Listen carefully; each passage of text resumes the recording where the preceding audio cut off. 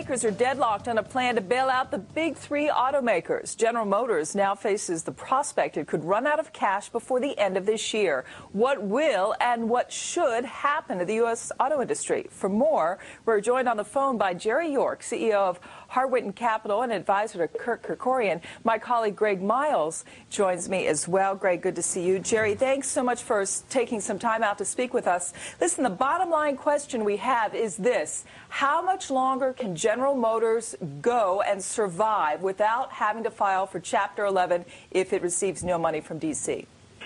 Well, no one without access to their daily financial records, so to speak, has any way of knowing, but it certainly sounds like it's weeks, not months.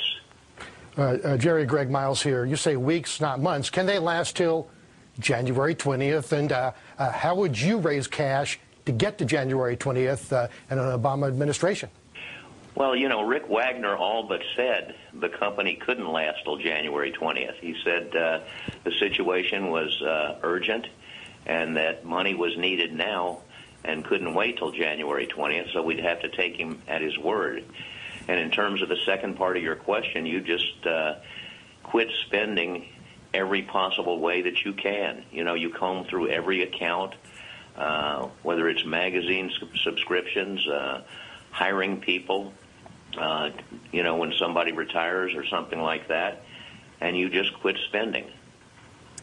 Jerry, let me ask you, if you could sit there on Capitol Hill and fashion some sort of compromise with all parties, what would you do? If you could take complete control of this, yes, cutting back on spending, we hear this, who else has to give up what to make some sort of deal happen? Well, would you repeat the first part of your question, please? Sure. If you could write a deal, a bailout that works for everybody involved, the concerns in D.C., the concerns of the automakers, the concerns of union members, what would it be? Well, I would go back to the Chrysler model in 1979 and 1980, and I was part of that at a, lower level position in the company. But, I saw it all. And the key ingredient, the absolute key ingredient, is the development of a detailed business plan that shows what the company is going to do and why that will produce sustainability.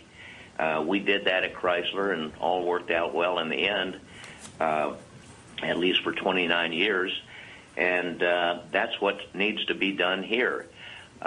In the meantime, if GM and Chrysler are in as much trouble as they seem to be, the federal government could dribble out a little money to keep them going until they develop these business plans and brought them before the Treasury Department or wherever this oversight board is going to sit. Jerry, Greg Miles here. An Obama advisor approached you to get your thoughts on the terms and conditions that you would impose on any bailout, especially General Motors. You talked about that they've got to reduce their market share to a natural level of 15-17% versus 2025. How do you do that? Well, you're right. I did get that call, and at a high level, what I told the gentleman was that what was not needed here was strings attached. What was needed here is chains attached. But these companies need to be substantially restructured and transformed. For example, I recommended 3 years ago that GM sell Hummer. At that point in time, I think probably Hummer could have been sold for $1 billion or $2 billion. Now it's questionable whether it can be sold at all. You've got all these large vehicles with low fuel economy, and so the only rational buyer is somebody that makes lots of small cars so that you can end up hitting the 35 mile per gallon fuel economy standard in the U.S. and similar regulations in Western Europe. As I look at the GM numbers, you're right. They've actually done 22.3% of the U.S. market year to date, but when you look at their level of fleet sales and the very heavy incentive spending to move product, their natural share is down in the 15 to 17% range, something like that.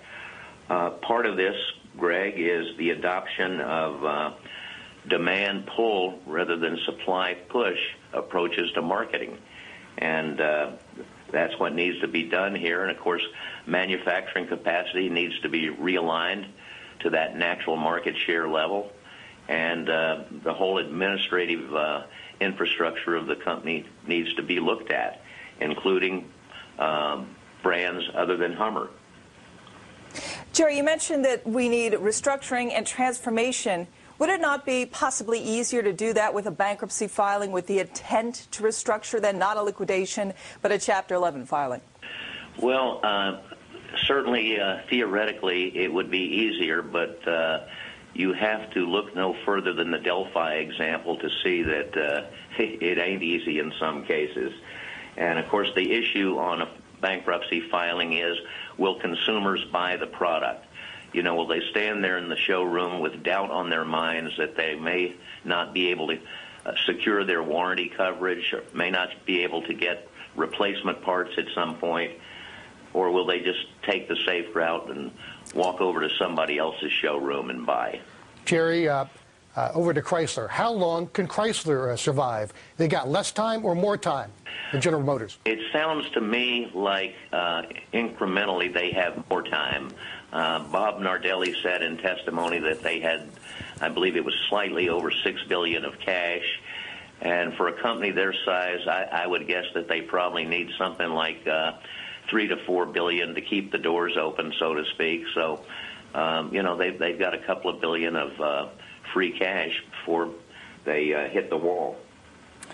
Jerry York, I want to thank you so much for joining my colleague Greg Miles and myself. Appreciate your thoughts very much on this very important issue. Thanks. And thank you, Greg, as well.